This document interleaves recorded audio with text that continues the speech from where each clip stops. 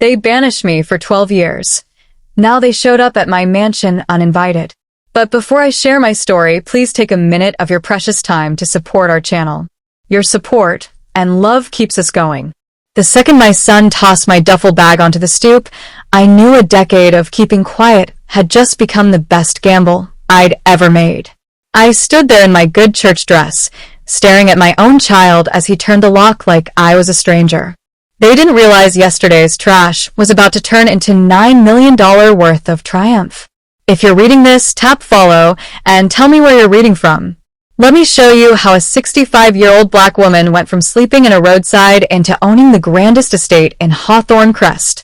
Because revenge isn't just cold, it tastes better plated with undeniable success. My name is Loretta Green, but folks call me Lori. At 74, I've learned that proving people wrong is sweet, but making them regret doubting you is sweeter. And my son Andre and his wife Clarice gave me plenty of chances to learn that lesson. It was November 2011 when my world cracked. I'd been staying with Andre and Clarice for 4 months after my husband passed, helping with their 2 small children while I tried to rebuild. The insurance money was small. I thought family meant mutual support. "Ma, we gotta talk," Andre said that morning, his voice icy in a way I'd never heard. Clarice stood behind him, arms folded, wearing the kind of cool expression that sliced. At 35, she had the polished look of someone used to getting her way. "What's wrong, baby?" I asked, setting my mug down on their quartz counter, the same counter my own retirement checks had helped them afford for the past year. "This arrangement isn't working anymore," Clarice declared, stepping up like she'd bought the right to run the conversation. "You're stuck in your ways. The kids don't know who's in charge." I turned to Andre, waiting for him to defend me, to remember that I was the mother who'd raised him alone after his father left when he was 9. Instead, he stared at the floor like a man on trial. "Where am I supposed to go?" I asked, my voice softer than I intended. "That's not our problem," Clarice said with a shrug that still haunts me. "You're an adult. Figure it out." Half an hour later, my entire life fit into 2 bags and a cardboard box. 65 years of memories, photos, and keepsakes reduced to what I could carry. The rest, Clarice chirped, would be donated. "Don't make this harder than it has to be," Andre muttered as he set my things on the porch. For a heartbeat, I glimpsed the little boy who used to run after my bus waving. Then Clarice appeared beside him, and his face hardened again. The cab arrived as the sky opened with rain. I climbed in without looking back, not because I was strong, but because I was broken. As we drove away, I glimpsed Clarice through their window, already rearranging what had been my room. I had $912 in my purse. No job. Nowhere to live. What I didn't know was that this humiliation would ignite the greatest comeback of my life. The Sundown Motor Lodge off Route 11 became home for the next 7 weeks. And let me tell you, it was as bleak as it sounds. $46 a night for a room that smelled of bleach and disappointment. But it had a door and a lock. After being discarded. Even that felt like a gift. The night clerk, Mr. Gaines, took pity on me after a few days. "You're not like the usual crowd," he murmured, slipping me an extra towel. Most of their clientele were either on construction crews or hiding from warrants. I was hiding from the fact my own son had exiled me. Those first mornings were the worst. I'd wake up in that narrow bed, forget for a split second where I was, then reality would slam back. No grandbabies giggling, no family breakfast to cook. Just me and the groaning heater that rattled like it might die any second. But here's what Clarice and Andre didn't factor in. I'm not a woman who stays down. Never have been. When Andre was a child and we had nothing, I worked 2 jobs and braided hair on weekends to keep us afloat. Survival wasn't new to me. I'd just forgotten how strong I was.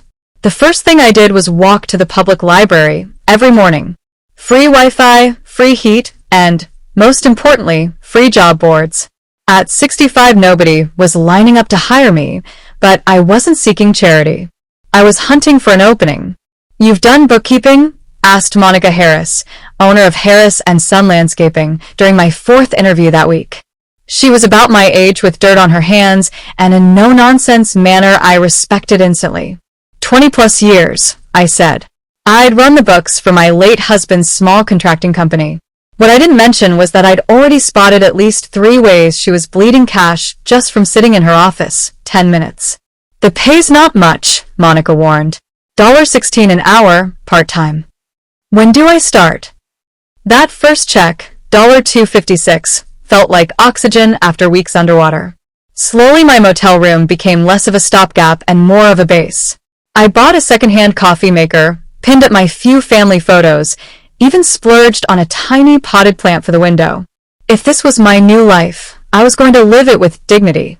3 months into the landscaping job, I stumbled onto the first clue that my future wasn't in balancing ledgers. It was in bringing things back from the brink. Monica had a fenced-in corner behind the shop, where plants went to die. Anything that didn't sell by the end of the season. Marigolds, hostas, hydrangeas, a graveyard of withered stems, got dumped there until pickup day.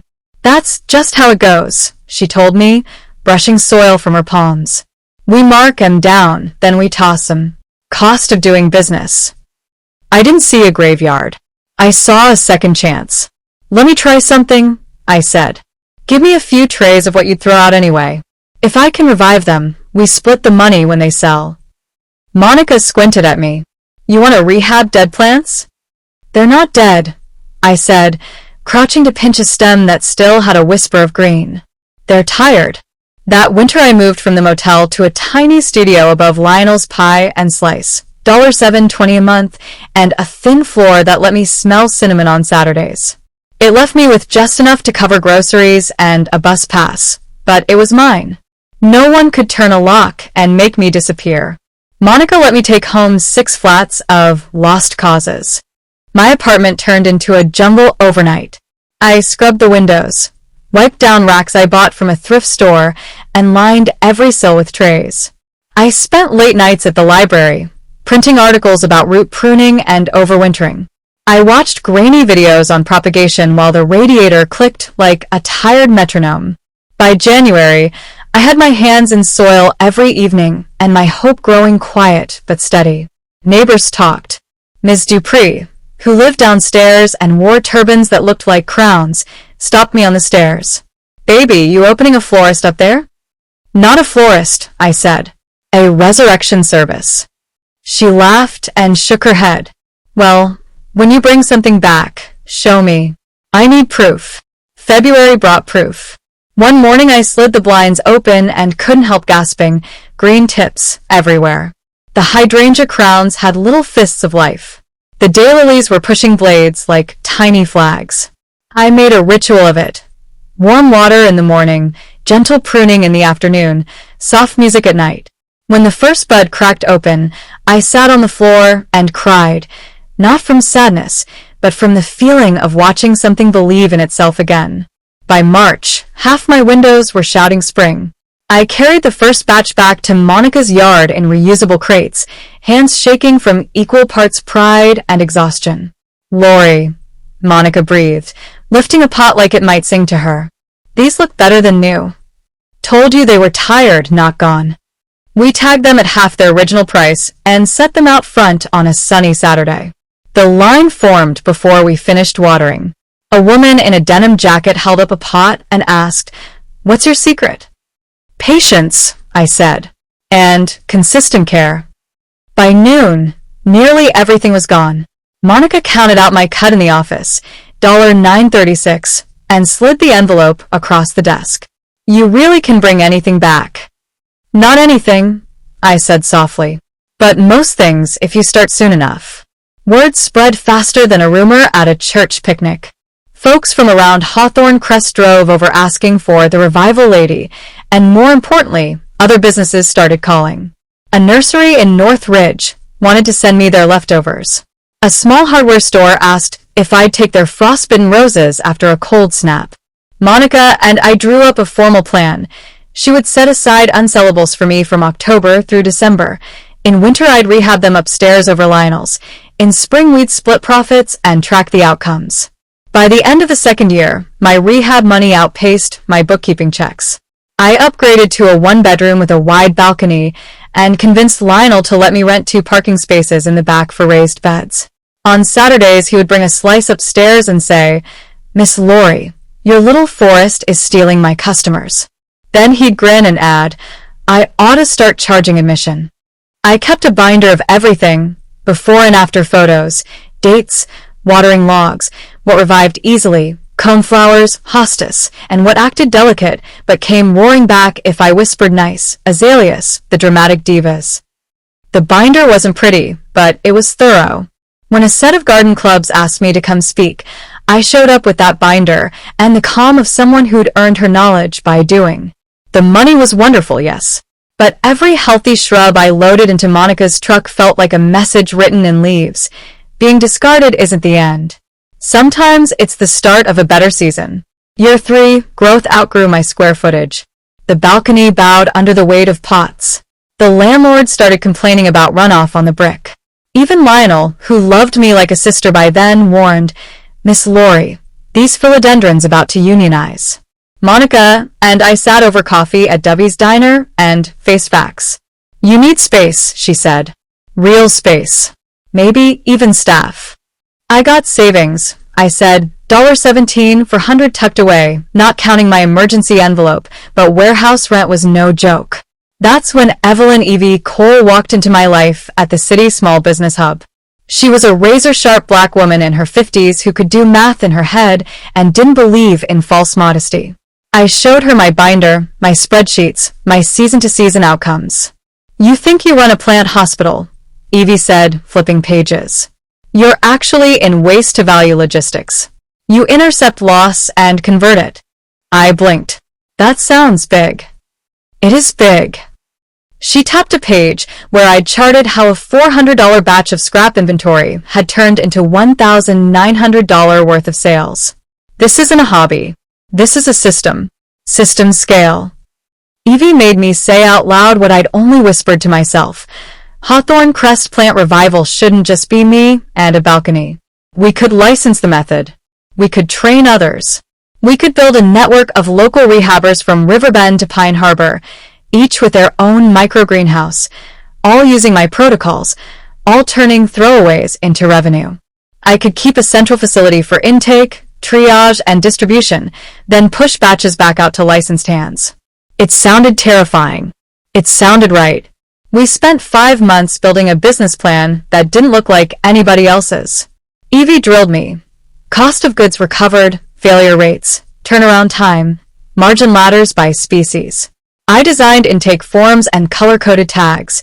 Red, critical; amber, watch; green, ready. I typed SOPs for everything from fungal isolation to customer guarantees. We priced a modest facility, a 4,200 square foot warehouse on the edge of Hawthorne Industrial Park with 3 roll-up doors and good light. Then came the loan paperwork.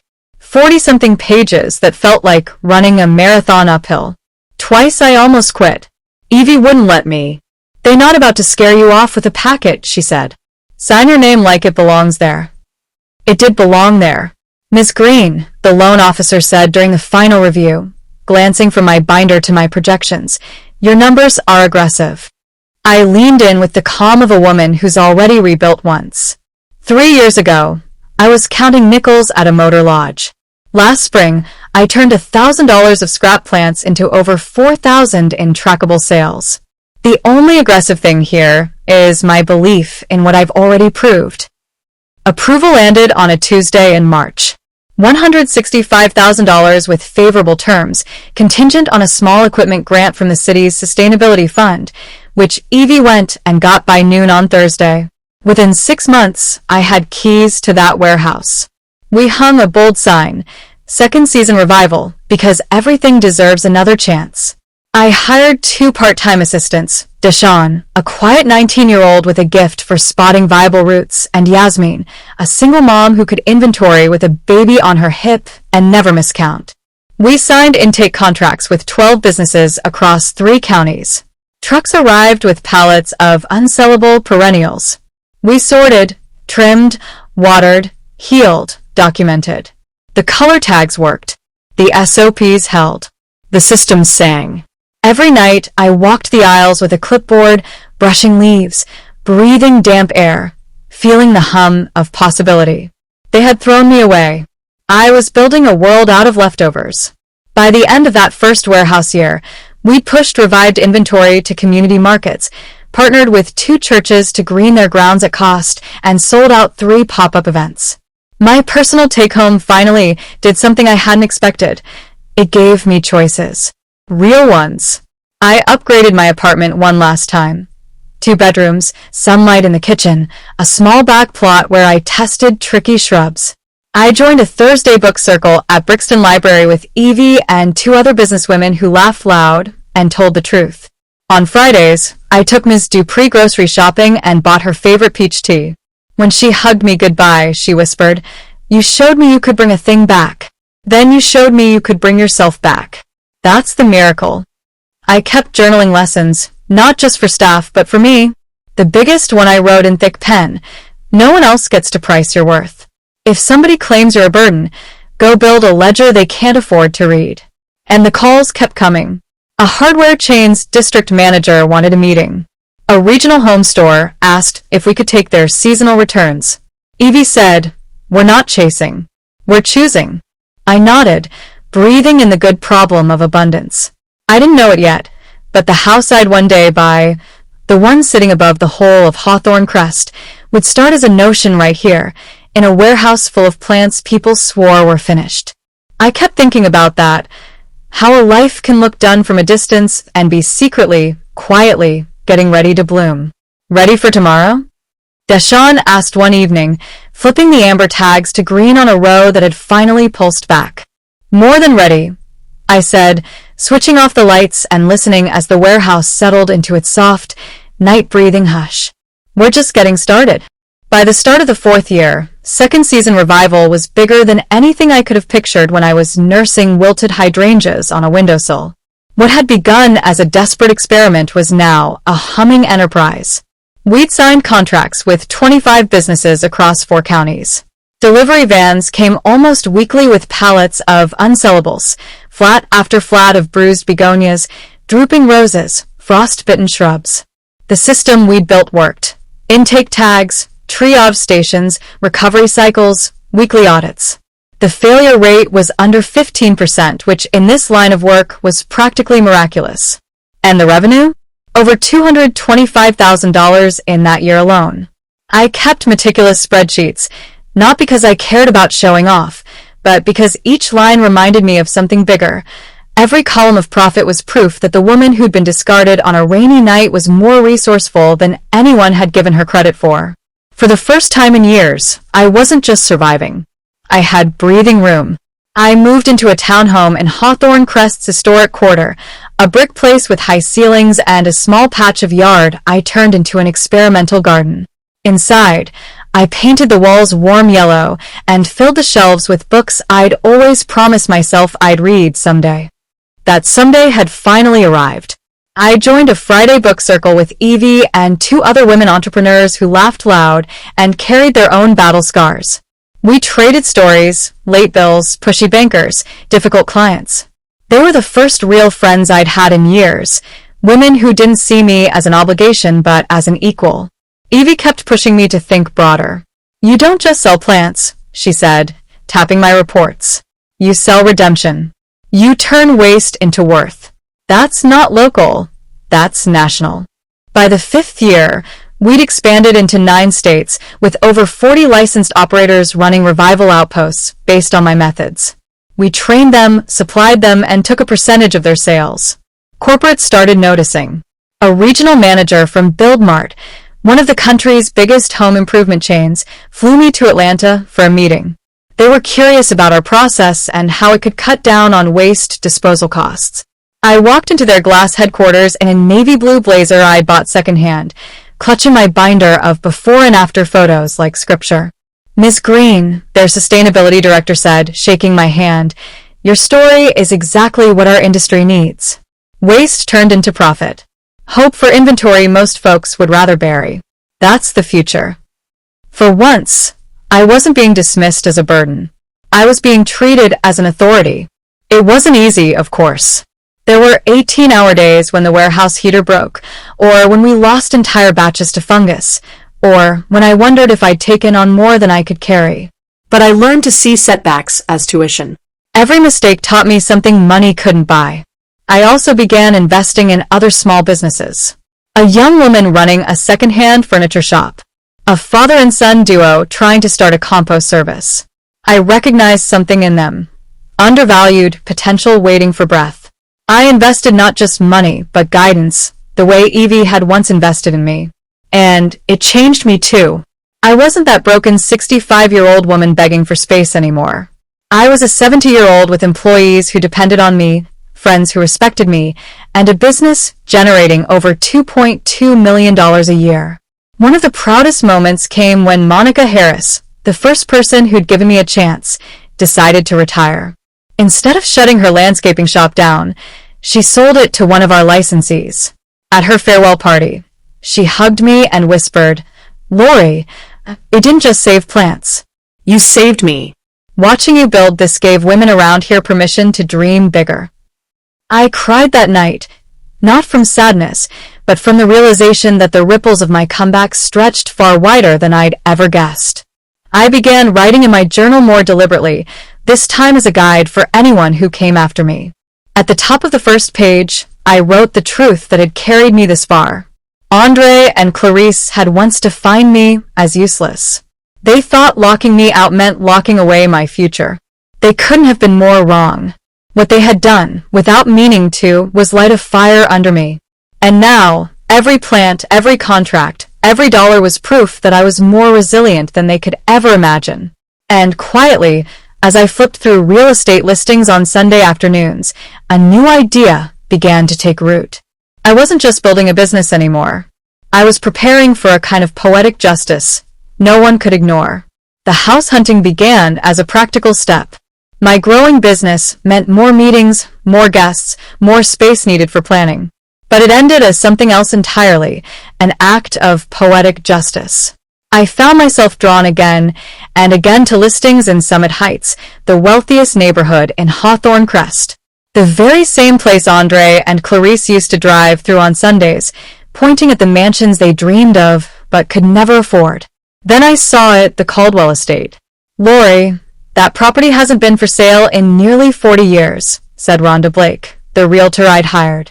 "It's the crown jewel of Summit Heights."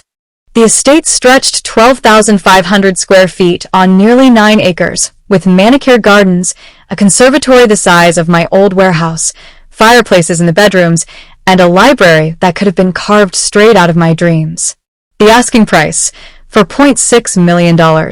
I walked through the halls in silence, my hand trailing across polished wood, my ears full of nothing but possibility. And then I saw the view from the master suite window, all of Hawthorne Crest spread out below, including the modest neighborhood where Andre and Clarice still lived. Every morning, I could literally look down on the people who once looked down on me. Rhonda was still talking numbers when I interrupted. "Make a cash offer, $4 million flat. 2 weeks to close." She stared at me like I'd lost my mind, but the sellers, already moved to Florida, snatched it up within a day. 2 weeks later, I stood in the echoing foyer of my new home, keys in hand, trying not to laugh out loud at the absurdity of it all. 6 years earlier, I had less than $1,000 in my purse. Now, I owned the most expensive home in the county. Moving in was surreal. My old apartment furniture looked almost comical against the vast rooms, but I didn't mind. Shopping for furnishings was a problem I welcomed. I spent evenings on the back terrace, watching sunsets paint the horizon pink and gold, sipping coffee from China I'd bought just because I could. For the first time in my life, silence wasn't loneliness. It was peace. Evie texted me the morning the real estate transfer made the paper. Saw the headline, "You magnificent woman. Champagne this weekend." I grinned as I typed back, "Bring the good stuff. We're celebrating." But what I didn't tell her was that I knew trouble was on its way. Andre and Clarice would see that paper. And sure enough, less than 24 hours later, the doorbell rang. I was still figuring out which cabinet held the coffee mugs when I heard the chime echo through the marble foyer. My new security system, better than Fort Knox, showed them standing on the porch like nervous salespeople. Andre looked older, gray at the temples, his polo shirt trying too hard to say, "Weekend casual." Clarice stood beside him in a designer blazer, her smile fixed too tightly. Behind them were two teenagers I barely recognized, Alana, 16 now, with her mother's sharp cheekbones, and Marcus, 14, lanky and awkward in the way boys that age always are. I let them stand there for a long moment before opening the door, but not the screen. Well, I said. Andre. Clarice. Children I hardly know. To what do I owe the pleasure? Mom, Andre began, his voice cracking slightly. We saw the article. We came to congratulate you. How thoughtful. My hand stayed firmly on the doorframe. Congratulations delivered. Anything else? Clarice stepped forward, her fake smile shining like glass. Lori, we know things ended badly. We've had time to reflect. We realize we made mistakes. Mistakes, I repeated slowly. Is that what we're calling it now? Alana shifted, looking at me with wide eyes. Grandma, I barely remember you, but Mom said you used to make the best peach cobbler. That innocent remark cut deeper than any apology. She barely remembered me because her parents had stolen 6 years of birthdays, school plays, and Sunday dinners. 6 years we'd never get back. I did make a mean cobbler, I said softly, before my eyes hardened back to her parents. Mom, please, Andre said. Can we come in? Can we talk? Talk about what exactly? I asked. Clarice's mask slipped for just a second, revealing the calculating woman underneath. We're family, Lori. Family should stick together, especially when... She gestured vaguely toward the mansion behind me. There's plenty of room for everyone. And just like that, the real reason for their visit landed between us like a brick. I opened the door wider. By all means, come in. Let's have ourselves a little family reunion. I led them through the grand foyer, past the chandelier and marble staircase, into the living room with its floor-to-ceiling windows. Their eyes darted everywhere. Andre cataloging the details, Clarice calculating value, the children soaking in the beauty. This place is incredible, Marcus breathed. Look at the pool. Much too big for one person, Clarice murmured. Is it? I settled into a velvet armchair, my posture relaxed. Personally, I like the space. Andre perched on the edge of the sofa, like a guilty schoolboy. Mom, about 6 years ago, we were under pressure. The mortgage, the kids, the stress. We handled it wrong. No, I cut him off. You didn't handle it wrong. You threw me out. We thought you'd figure something out, Clarice said quickly. You're independent, capable. We never imagined you'd end up in a motel. I raised an eyebrow. You never imagined it because you never cared to check. Alana was studying a framed photo on the side table, Andre as a boy sitting on my lap while I read to him. Dad, you look so young here. That was right after your grandfather left, I said. It was just me and your dad. I worked 2 jobs and braided hair on weekends to keep us afloat. I thought that meant something. It does mean something, Andre whispered. That's why we're here now. No, I said, leaning forward. You're here because you want something. The silence was thick. Clarice's patience cracked first. Fine, she snapped. We need help. Andre lost his job months ago. We're behind on the mortgage. Alana's applying to colleges. We thought. You thought you could move in with me? I finished for her. Just temporarily, Clarice said quickly. 6 months. Maybe a year. I looked around at my peaceful living room, then back at the people who had once locked me out like I was trash. Let me make sure I understand this correctly, I said. You threw me away when I was most vulnerable.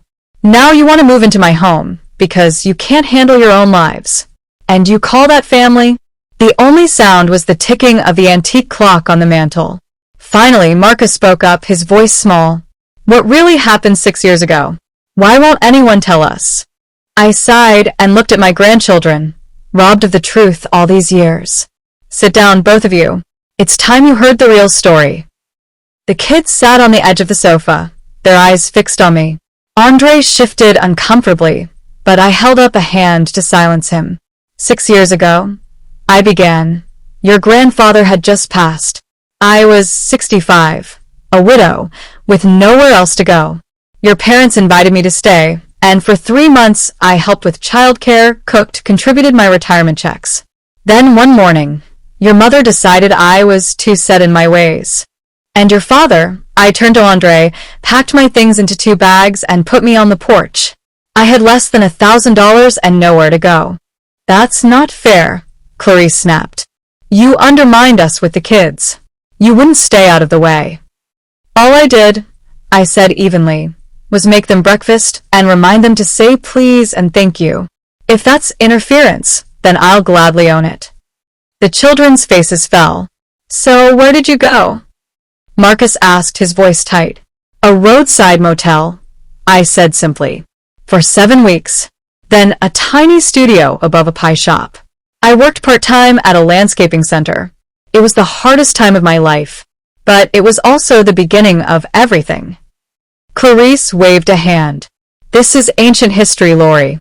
We're here to move forward. No, I said, my tone sharp enough to cut the air. You're here because you need money. You're here because the mortgage is collapsing, Andre's job is gone, and your credit cards are maxed out. You're not here for family. You're here for survival. Andre's eyes dropped to the rug. Clarice's mouth tightened. Dad, Alana whispered. Is that true? Andre couldn't meet her eyes. I reached into the drawer of the side table and pulled out a folded sheet of paper, a photocopy of the letter Andre had once written me after a night of drinking. His confession. His regret. His fear that Clarice would leave if he brought me back. You never told her about this, did you? I said softly, handing the copy across to Clarice. Her face went crimson as she scanned the words. You beg her not to tell me, she hissed at Andre. You went behind my back? I was drunk, he muttered. No, I corrected. You were honest. For the first time in months. The room went silent, except for Alana's soft sobs. All this time, she whispered. You told us Grandma moved away because she didn't want us. You lied. Marcus's fists clenched. You made us think she abandoned us. You stole her from us. Andre buried his face in his hands. Clarice stood stiff, her voice brittle. Fine. We lied. But you can't erase us, Lori. We're your blood. You can't just choose which parts of family you want. Watch me, I said, standing tall. Because the woman you put out on the porch 6 years ago doesn't exist anymore. That woman was broken, desperate, dependent. This woman, I swept a hand around the grand room, owns a multi-million-dollar company. This woman has employees, friends, investments, and peace. And this woman doesn't need anything from either of you. The kids stayed rooted to their seats, but Andre and Clarice rose. We'll leave, Clarice said, her voice shaking with fury. But this isn't over. Oh, it's over, I replied calmly. You will not set foot in this house again unless I invite you. My security system will ensure that. If you show up uninvited, I'll have you arrested for trespassing. You can't keep us from our children, Clarice snapped.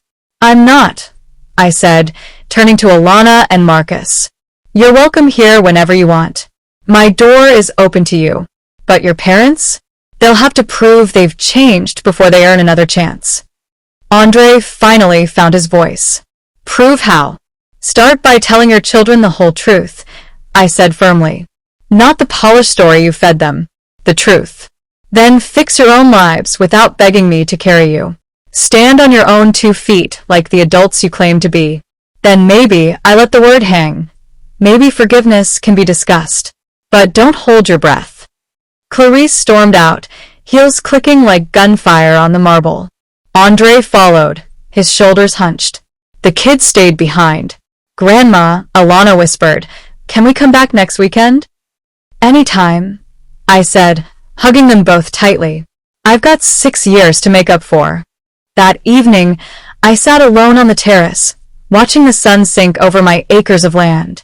The house behind me glowed with promise. For the first time, I felt not just victorious, but whole. It wasn't revenge I savored. It was justice.